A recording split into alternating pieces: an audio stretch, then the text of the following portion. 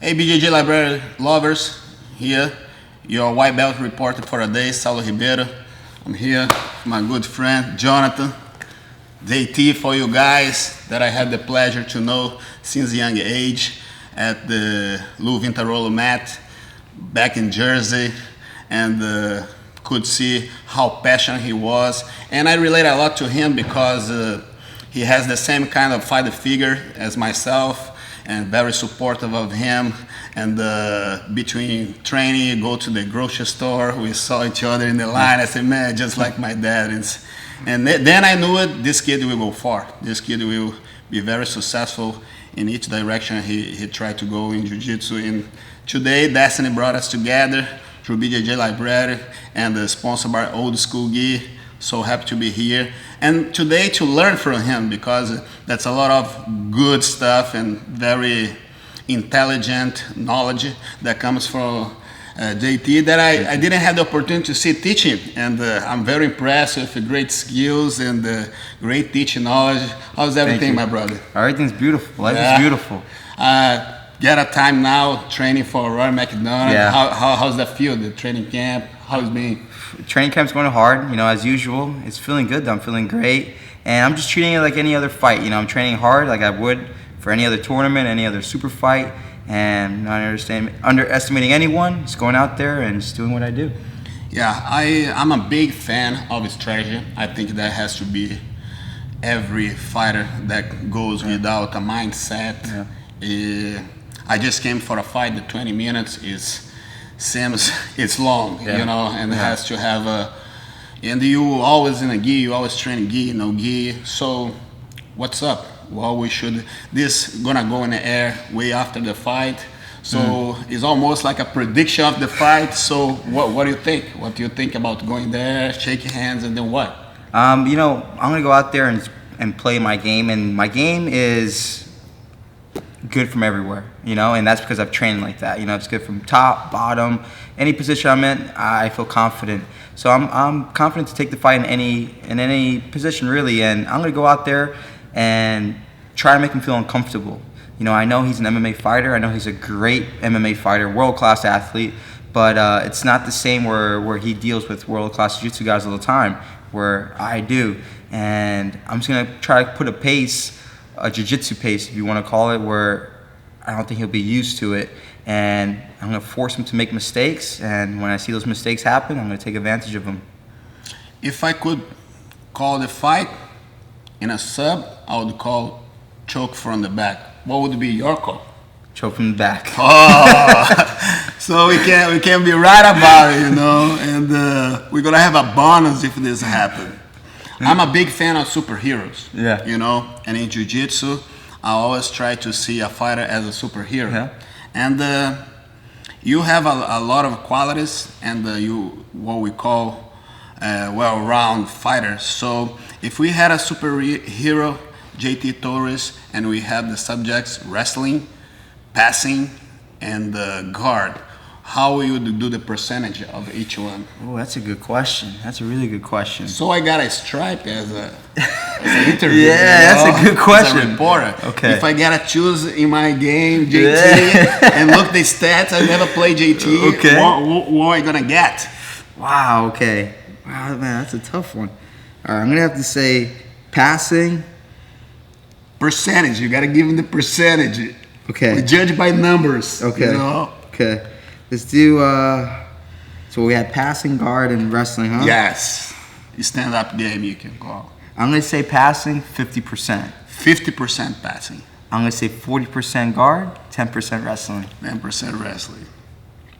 Okay. And you had a lot of influence during your career. You came from different camps. Yeah. And my philosophy, I always look for the bright side of things, and what I take of my experience, the good ones. The bad ones, we don't have to bother because it's just part of the thing. Yeah. So, since you start Jiu-Jitsu, what's the most valuable lessons you took from each camp you go through? You went to your beginning career as a little more in family environment, more like a school, like you relate. Then you went to the Lloyd Irvin side, and then now you get in one of the most competitive camps. It's Atos. So what did you took from each one? Well, what I took from each one was, I would say, when I first started, I started with a very good instructor out of New Jersey. His name was Louis Ventiloro. And what I took from him was the technical aspect of jiu-jitsu. I would say the foundation of it. He helped me a lot build the foundation in my game. You know, your basics. You got to learn your basics. And without a doubt, it's still true to that to this day. You got to have your basics in your game. And then when I went over to the Lloyd Irvin camp, I learned how to work hard. You know, I learned how to work hard and how to compete, really. You know, how to really get after it. And now here, you know, working with at Atos with Professor Andre Galvao, I feel like I'm getting a mix of those two, where I'm adding the technical aspect to the competition aspect.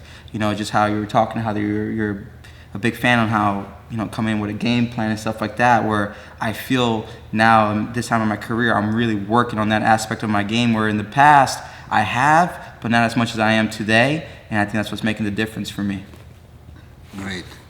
So, I gotta tell you, your work ethics, your family figure, your history, your likeness, your personality, I think you have all the elements to be a world champ, but it just didn't happen so far. And I'm one of the guys that I would really be cheering for you to be a world champ, because I think you deserve for your curriculum, to give you, hey man, you did the whole thing, you know, the whole way. What do you think, let's talk about last year, what do you think was missing? What you would do different? What kind of, you know, when you land, people say, fuck. Because I've been there in 2001 against Margarida, I've been there. And I say, fuck. Double silver? That's not right. I'm the good boy. I'm supposed to be on the top. Right, what happened? So what the lesson would you take from last year that will not going to happen in 2015? I think the big lesson I walked away with is patience. You know, not trying to rush something, you know, where I felt, you know, if you guys seen the match, I got taken down. And if you guys watch closely, I got taken down when I was walking backwards. You know, my footwork was a little bit off. And when I made the mistake of walking backwards, of course, you know, Lucas Lepper being a great competitor, he has amazing takedowns. He hit me with one of his good takedowns, and added with me walking backwards, it just, you know, he got the upper hand and he beat me to the punch. And after that, it was just hard to catch up. You know, it's always hard to catch up on another world-class guy, especially within 10 minutes. So when I'm going to walk away, it's just patience. You know, I was trying to rush something. I was just trying to beat him to the punch right away, where instead of trying to force it, I got to make it happen, you know, talking within the technical aspect. So you'll see me in 2015 be more patient and just be more technical. That's great. And I believe that you have all the qualities and all the aspects. It's just about the mindset and the game day and always score first. That's something that's, let's go, vamos correr atrás, like we say in Portuguese. No, let's gonna run in front. Just gonna run, It's way better. I agree. It is a way better place to be. I always say that sometimes we learn through love, sometimes through pain. Love through your teachers that come in the way. Who you think that taught you jiu-jitsu the most? Not training, because that's through pain. Who will smash you, like, you know, make you sad, but in the end of the day, it will make you happy. In the far down the road. But who taught you the most technique jiu-jitsu? The most technique jiu-jitsu? That's a good question. I'm gonna have to say Professor Andre Galvao. I mean, the guy's he's like a dictionary in jiu-jitsu, you know. These last 2 years I've been at his academy, it's just been, you know, eye-opening for my jiu-jitsu. You know, I've just been learning so much, where I feel my game is now starting to climb up. And it's just those small little details, you know, the small little details. It might be a technique I've known since I was a white belt, but a new little detail on it, it's just, you know, just turns it all around. You know, it's, you know, you guys have the experience, you know, and when that experience comes into play, it changes the whole game. Definitely.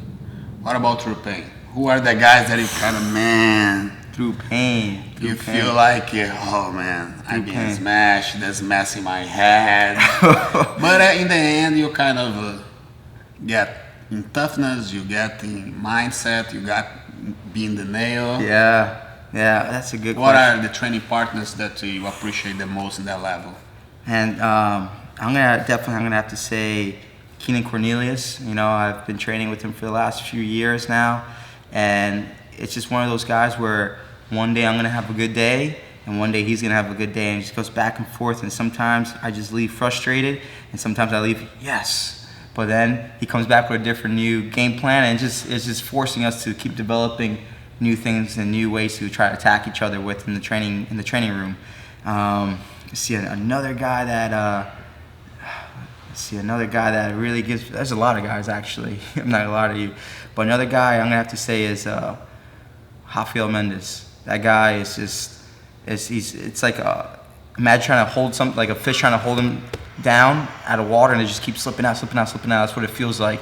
So that guy just forces you to think, and when you force to think, that's when your game's gonna develop further.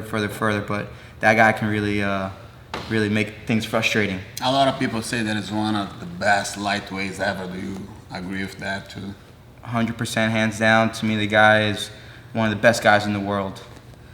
Definitely. So I believe when people see the way you teach and what's going on, I'm impressed. I'm very seduced by how the oriented you are and how knowledgeable. And are you teaching? Are you traveling for seminar? Are you just competing? How is JT plan the future? I'm definitely teaching a lot, you know, right now. Right now I'm teaching a lot of seminars, a lot of private lessons. If you guys want to contact me for a private lesson, you guys can just shoot me over a message on Facebook, JT Torres BJJ on Facebook, or my email, jtorresbjj@gmail.com. And I'm also actually enjoying teaching some of the kids classes over at Atto San Diego, having fun with that. And that's also helping me become a better instructor. You know, it's practice, because one day I want to open my own academy. That's my game plan, and share my version of jiu-jitsu and just pass on what I've learned from the great people I've learned from these last 10 years and keep growing the sport as much as I can. Perfect. In the meantime, keep training and kicking hard McDonald's ass. Yes. And keeping the course of a champ. My brother, thank you so much. That was a great time. It was a great learning time. Thank you. You're always welcome to our world. It's a great pleasure to be with you. Appreciate that, Professor. Thank you. Thank you. All about pressure. Remember, if your opponent farts, it's a good guard pass. You have a lot of pressure. Saulo Ribeiro style. Oh, geez.